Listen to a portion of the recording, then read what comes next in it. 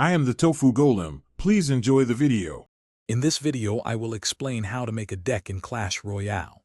First, understand the 4 core archetypes: Beatdown, Siege, Control, and Cycle. Aim for an average elixir cost between 3.0 and 4.5. Always include at least one win condition card, like a Hog Rider or Golem, to directly damage your opponent's towers. This foundational knowledge is crucial for building a balanced and effective strategy from the start.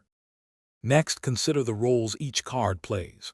Your deck needs a tank, a splash damage unit, a single target damage unit, and air defense. Ensure your cards complement each other, creating strong synergies. For instance, a golem paired with a knight which works well. Don't forget to include a spell card, such as Fireball or Zap, for direct damage or crucial crowd control. This balance is key to handling various threats. Effective elixir management is vital for success. Maintain a balanced elixir curve, avoiding too many expensive or inexpensive cards.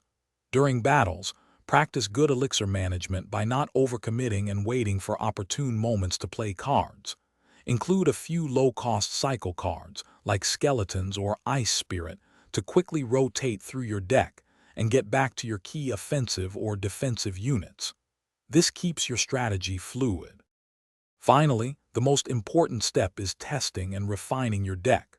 Play several practice matches against different opponents to identify its strengths and weaknesses. Don't be afraid to adjust cards based on common matchups and your personal playstyle. Experiment with various card combinations. Sometimes a small change can make a huge difference. Continuous refinement will lead you to a truly powerful and personalized deck. Thanks for watching. Consider subscribing if we helped you today.